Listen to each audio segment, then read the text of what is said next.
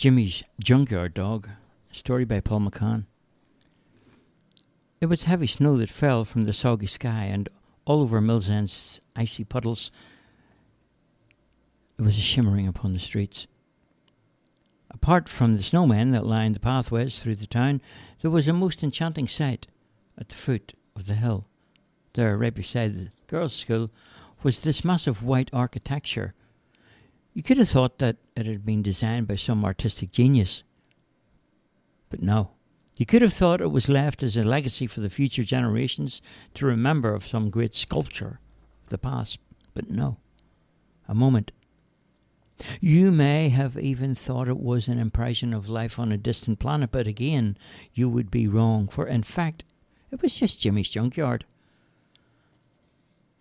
As a lad, I recall the first day I saw beyond the scrap into the Arctic abyss.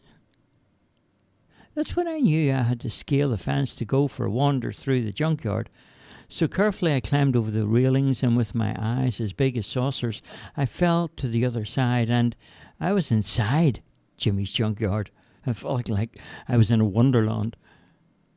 I stood in the deserted wasteland and looked all around me. I felt like I was the first explorer on the surface of another planet. I found a broom placed in my handkerchief there. At one end, a makeshift flag I made. Climbed up upon the roof of one of the storage sheds and erected the flag in the chimney spout and claimed Metal City as my own. Yes, indeed, it was a weird and wonderful place. I wandered through this new territory and discovered lots of forgotten things in the storage sheds. Old washing machines, oil heaters, fridges, bathtubs, old boilers. There were some old wheels and iron gates. And just as I began to think about making a robot army out of this scrap, I heard a noise. It was a growling kind of sound, and as I turned around, I saw the first sign of life in Metal City.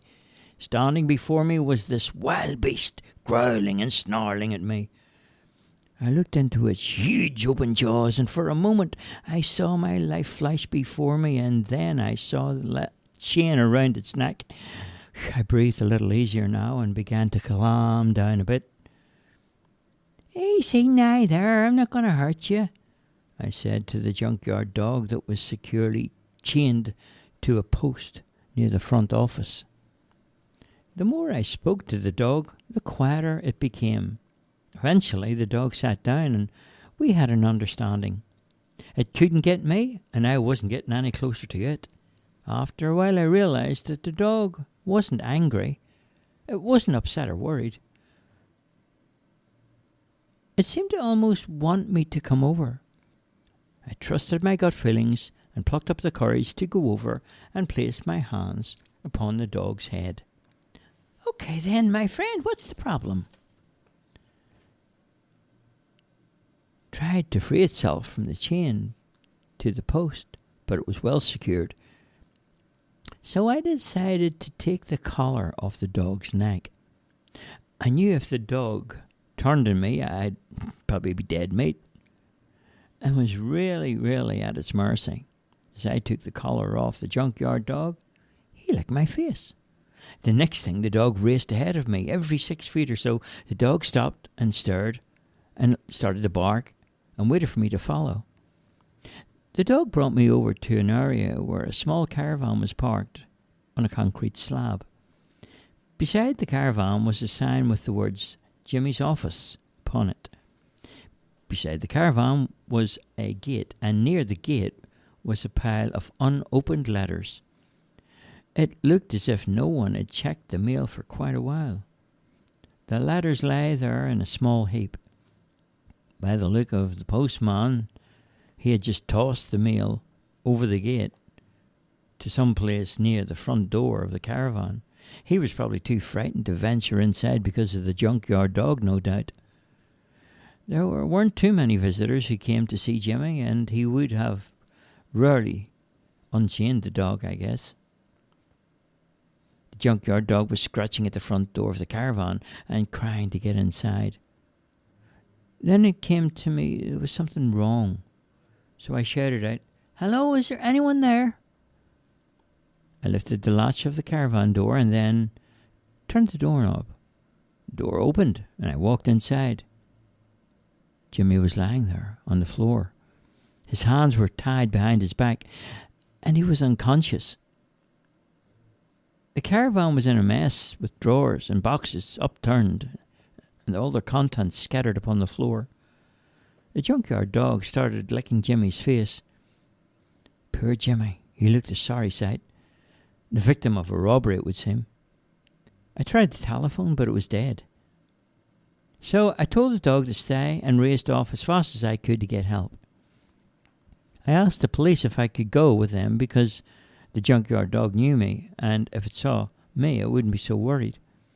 The police agreed, and in a short moment of time, Jimmy was taken away in the back of an ambulance. Thankfully, Jimmy's life had been saved. When Jimmy came to, the police interviewed him. "Can you tell us who did this to Jimmy?" the detective asked. I don't know. I never saw him coming before in my life." "So it was a man on his own?" "That's right," said Jimmy. The detective continued. "Can you give me a description of what he looked like?" "Yeah, he was well-dressed. Had a posh voice. Had a grey beard and wore a distinguished kind of hat. One hand he had a briefcase, and the other a walking stick, a cane walking stick."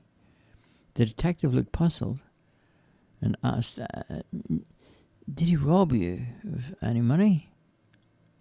Jimmy burst out laughing. "Money? Don't be silly. Where would I get that?" "Then what was it he wanted?" the detective asked. "Well, it was early one morning when I was checking the mail. Same old thing, bills, more bills. I remember I was talking to Ned." "Who's Ned?" the detective asked. "My dog," Jimmy replied. "Was Ned chained up at the time?" the detective asked.